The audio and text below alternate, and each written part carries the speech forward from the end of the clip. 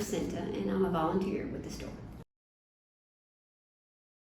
Actually, I have been chronically ill for a lot of years and kind of just was taking care of my son who went to college, and it worked my way out of that somewhat. And so I've always been kind of interested in volunteering and did before. And I had a lot of time on my hands, and so I just was looking on Hands on Nashville. I didn't really know who started it or why, but just seemed interesting in the fact that you get to interact with the customers and things like that.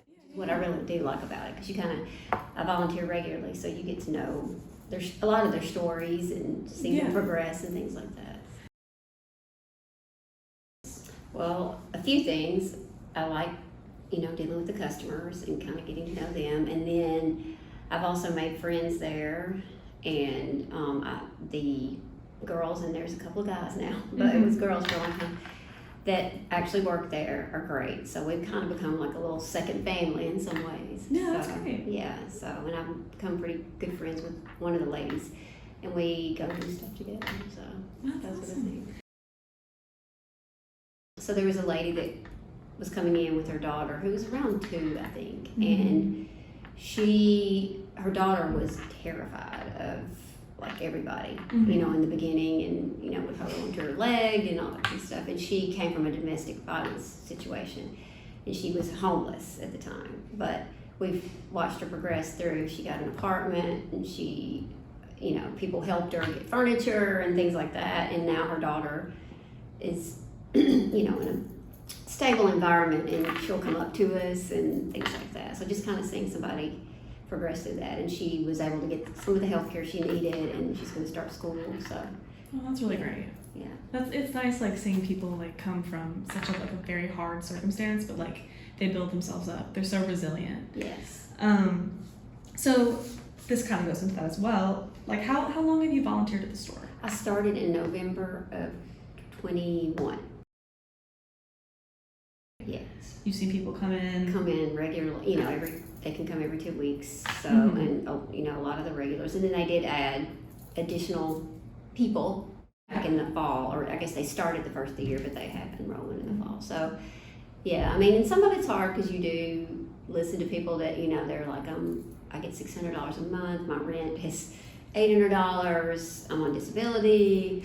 So it's definitely tough things too. Yeah. And then I do take it home sometimes because it's hard to hear people's stories, and you feel bad. And so people are coming up there on a bike trying to get to their homeless camp with the 2 bags, just stuff like that. Yeah, certain days are busier than others, but it's Yeah, people need it. Yes. There's people on the wait list for it. Yes. No, people definitely need it. I live on Woodmont, so I just live between Granny White and Leland, so just straight down 12 South. Okay, yeah, you're not far at all. No.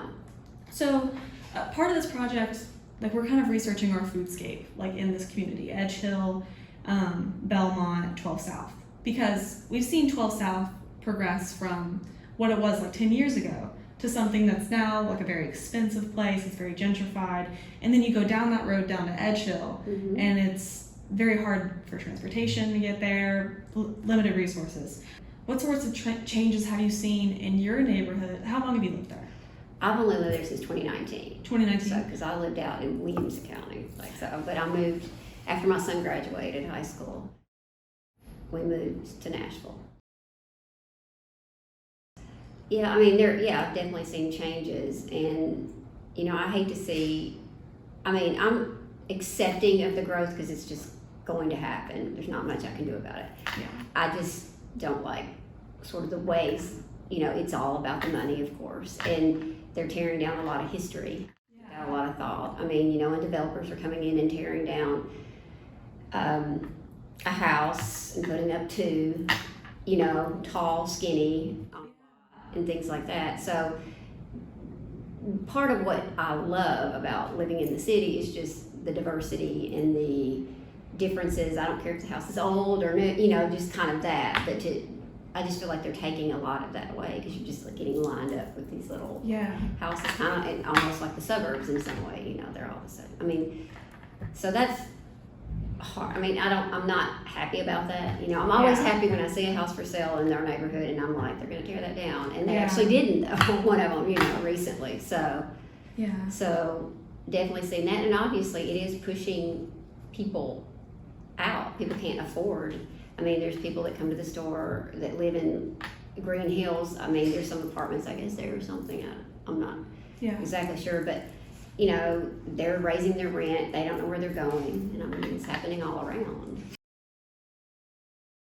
It is, and even from Franklin, I went out there yesterday, and I'm just like, I mean, and you really, it's a miracle if you get to where you're going without almost one incident, and you know, of somebody having road rage at you or whatever. You know, everybody's just on edge and ready to.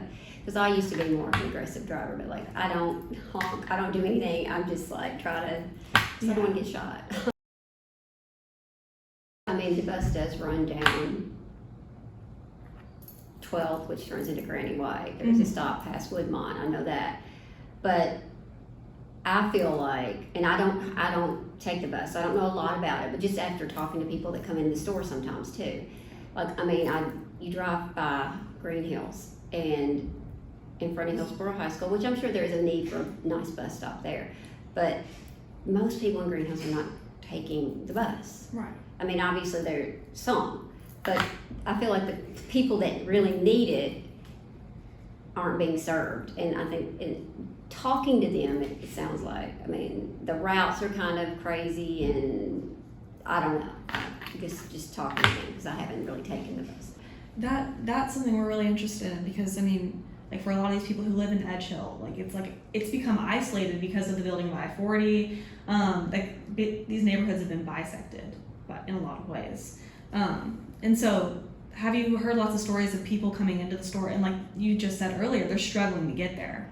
When you come out of the store and make a right, like you're going to 12 South instead of coming back toward Wedgwood, I think the bus stop is up. There is a stop somewhere up there, but people are having to leave the store. Which I know they can't put a bus stop in front of every single thing, but you know, a lot of times, I mean, they've got big bags and they're trying to navigate all that, and then that whenever they get to where they live, then they've still got a long way to walk. Yeah. Things like that.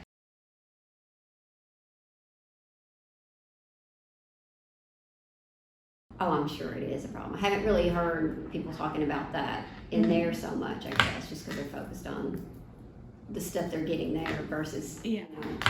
So, I mean, and I do feel like I have heard that I think some of these people actually might like subsidize with food stamps and stuff, but it doesn't last, and so then they still need the food from the store to get through the month sometimes. I've heard that talked about a little bit.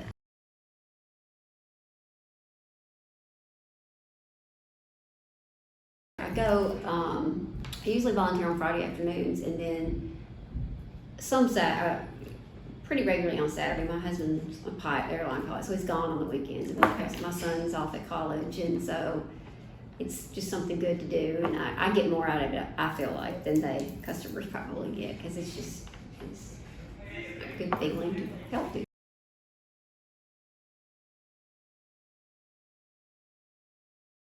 It gives them a choice too. Like, they're not just going and picking up a bag. They get to pick what they want, what groceries they want. Just like if you had gone to Kroger or something, a shopping experience like that, which is different than ending up with half the stuff you don't really like or something. So I think that's really part of the concept that I like, I guess.